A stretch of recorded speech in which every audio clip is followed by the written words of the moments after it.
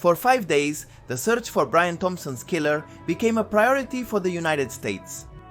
The man was the chief executive officer of one of the most important medical insurance companies in the world, which not only gave him a great reputation, but also put him in the spotlight due to the latest controversies with said insurer, accused of more than 900,000 frauds. After he was shot in the back on December 4th, 2024, the waters parted. For many, the situation was far more complex than a mere attack. The attack highlighted the irregularities in the health sector and made thousands of abuse cases committed by the corporations that dominate the market emerge. Suddenly, the fugitive shooter had become a kind of hero for a large part of the population.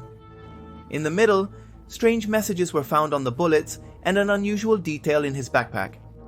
In the video we released yesterday about this case, we focused a lot on the victim, who they were, why they were supposedly shot, about their company and so on, and in today's video we are going to talk about the attacker, the perpetrator, who they are, how they were caught, why they did all this and other issues. But let's not get ahead of ourselves. How did the police manage to find him? What was he carrying with him? How does this case connect to one that occurred decades ago?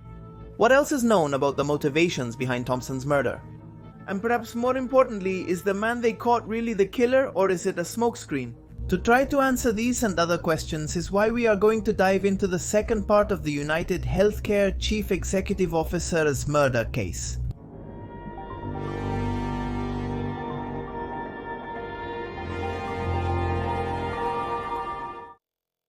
As I mentioned, this case is being updated every minute by minute, because it's happening right now at this moment. The script may contain contradictions. Some things initially taken as truth may later prove false. There may be corrections, and we might even do a third part perhaps of this case, telling what happened after they caught him, what penalties they are supposedly going to impose, if there will be a trial, how the third part will go. Write the word manifesto about this case. Here, third part about this case. Write the word manifesto below, and any data you have is more than welcome. Let's begin. Everything ended at McDonald's. At a moment on Monday, December 9th, 2024, social networks, especially 10, began to viralize information that left many shocked. They had laid hands on the alleged murderer of the chief executive officer of United Healthcare. Getting to him had not been easy at all. The investigators had tried to find fingerprints and match deoxyribonucleic acid, all in vain. They had tried to track his steps through security cameras, but the subject had managed to evade them. At least most of them. However, there was a record at a key moment when he lowered his mask while flirting with an employee at the place where he was staying. They also caught him getting into a taxi, but not much else. After that, everything was completely uncertain. The bicycle he had used had disappeared, and the weapon had not appeared. The idea was that they were making progress, but as the hours piled up, more and more people doubted these claims. Moreover, when the motivations of the aggressor became known, many began to imagine him as someone extremely careful. Someone who had premeditated even the smallest detail of his movements. That's why it seems strange that they had caught him in a McDonald's parking lot. According to those in charge of the operation, they had reached him after deploying drones, canine units, and even divers. The situation was of extreme emergency. That's why they also had no qualms about doing a door-to-door relay, going to areas of interest for the search.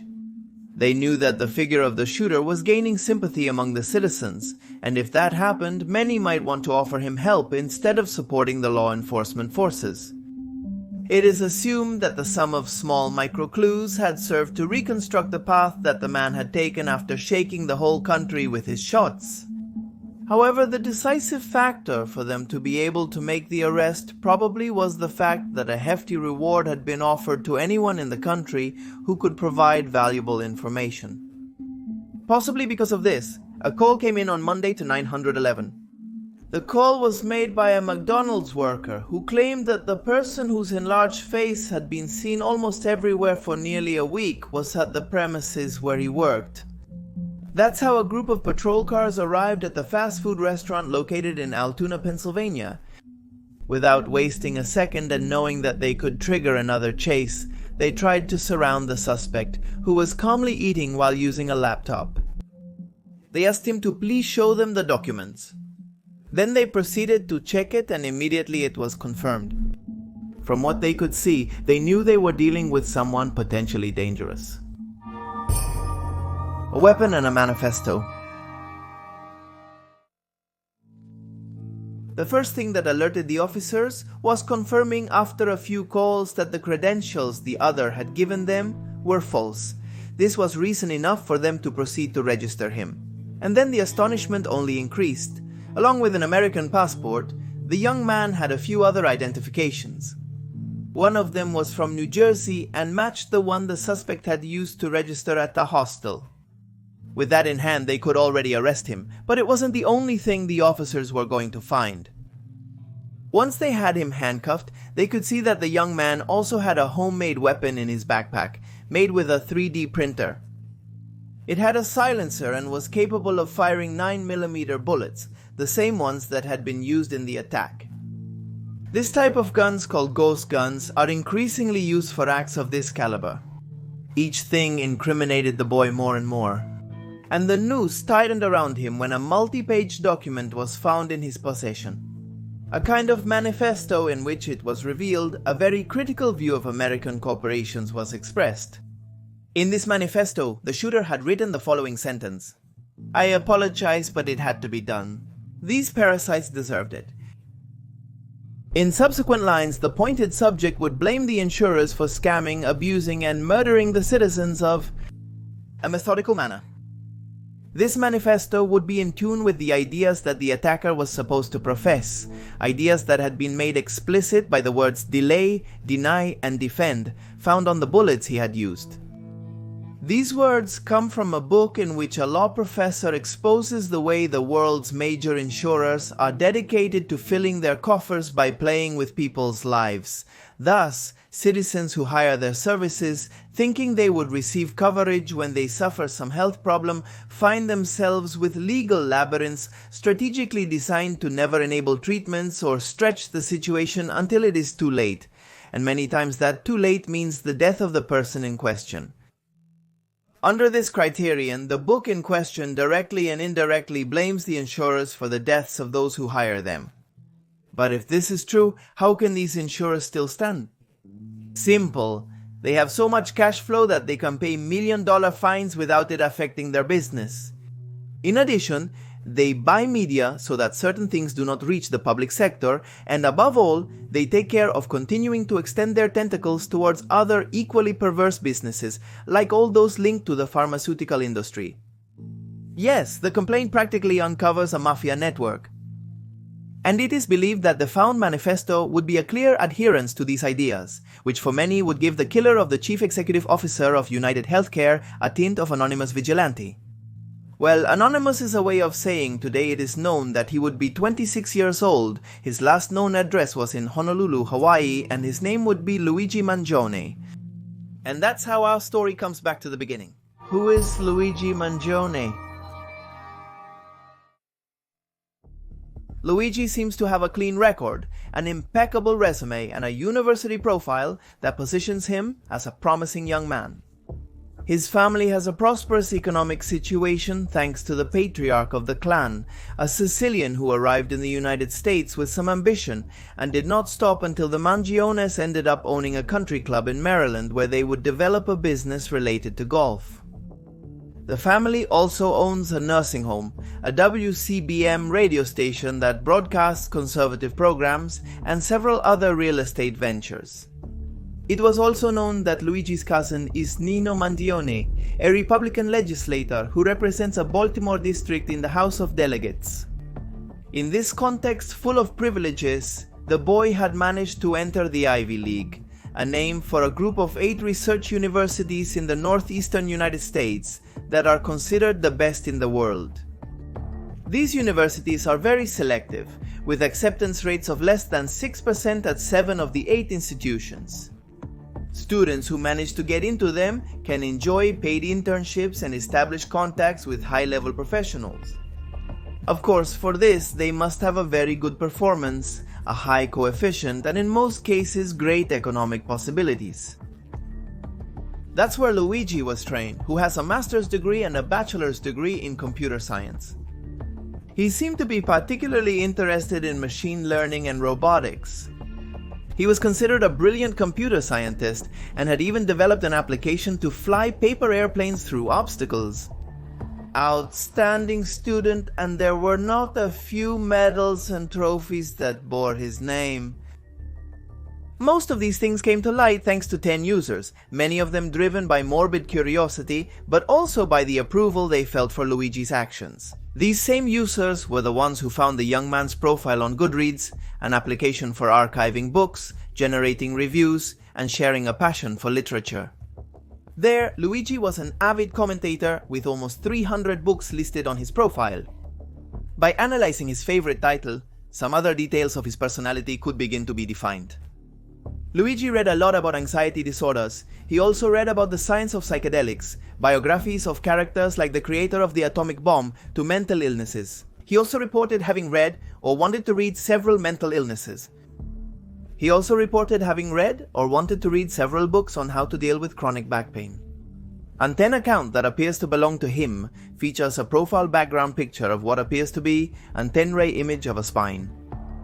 Apparently, Luigi had recently undergone surgery to combat pains that had accompanied him all his life, making his day-to-day unbearable. For some reason, there are quite a few who point to this back problem as something that marked a before and after in Luigi's life. According to his former colleagues, weeks before the surgery, he had stopped communicating with everyone. He, who was so sociable, had suddenly chosen ostracism. It was due to the typical fears of surgery. One way or another, after a painful post-operative period, Luigi did not resume regular contact with his friends, nor with his family. Some think this contains a vital key. What if his problems with the health system had started at the time of his surgery? What if dealing with any of these procedures had shown him the dark and cruel side of the system? Had he made certain decisions at those moments? We can't be sure, but we do know that Luigi's environment was a bit worried about him. In October 2024, someone tagged him to write, "Your family is searching for you as they haven't heard from you in months." Another user, also a colleague, had taken the opportunity to make his statement, writing that they had not known for a long time whether the other was okay. None of this was the most revealing or mysterious. Among Luigi's readings was a reference to an infamous criminal. According to the inconsistency, Luigi had read the 1995 Anti-Technology Manifesto written by the so-called Unabomber Ted Kaczynski, a gifted mathematician known for sending deadly mail bombs between 1978 and 1995. These bombs were intended to draw attention to his ideas, all linked to the harmful consequences that technological development after the Industrial Revolution had brought with it.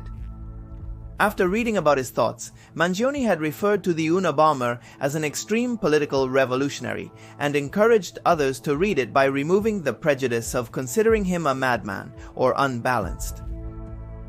We don't have videos about the Unabomber on this channel, but if you want us to make a report about him, comment Unabomber below, and depending on the number of comments, we will decide whether to do it or not.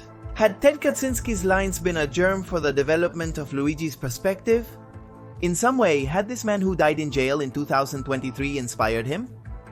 Some believe there is no doubt, while some informal sources mention that the death of Luigi's grandparents could have been the factor that put the big insurers in his sights. For now, it's all speculation, although most researchers suggest that there were probably a series of factors in the attacker's intentions, not just one. Either way, today Luigi is detained without bail and a series of charges weigh on his head. The charges Luigi Mangione is facing. While United Health thanked law enforcement for arresting the man suspected of shooting and killing Chief Executive Officer Brian Thompson in downtown Manhattan, many others have already circulated the hashtag #FreeLuigi. Authorities, on the other hand, condemned any attempt to justify the murder, and while they say they understand the frustration that certain injustices linked to the health system can cause, they emphasize that the solution is not violence. More radical groups mention that this is precisely what tyrants who want to stay on the throne doing their dark business say. A criminal complaint published on Monday, December 9th states that Mangione faces 2 felonies, forgery and possession of weapons, and 3 misdemeanors. For now, everyone maintains that the individual acted alone, and it is hoped to be able to compare his fingerprints or his deoxyribonucleic acid with some found in the backpack that the police found after the escape began. The theories of several internet users are focused on something that seemed too orchestrated in Luigi's arrest. They talk about it seeming too coincidental that he was found with the weapon and a manifesto. They believe that it could all be a staged event to cool down a society that was heating up with regard to certain debates. That he surely carried the weapon and the manifesto with him because he was surely carrying the weapon and the manifesto with him because he was expecting to be caught. Until the boy declares nothing more will be known. The case meanwhile has everyone on edge, and opinions on what should happen to Mangione are diverse. It should be mentioned that many insurers and drug companies have reversed decisions that harmed users in the last few hours, perhaps fearing that the reprisals taken by Luigi would be repeated. Does this young man deserve to be punished with the full weight of the law? What role can his motivations play in a trial? Could social pressure cause judges to take into account certain controversial aspects of this whole plot? What about the commercial, ethical, and moral responsibilities of United Healthcare? Will their abuse cases at least be reviewed? And more importantly, what other things will come to light in the coming hours? As I told you, this case is just now starting to circulate, so if you want us to do a third-part comment, manifest below, and based on the number of people we will decide whether to do it or not. Any data you have is more than welcome. You can pass it to me here, or if not, to my Instagram, which is MagnumMephisto. You can pass it to me by private message. I think that's all, so with nothing more to say, I invite you to watch the first part if you haven't seen it yet, and to browse my entire channel. See you, bye bye.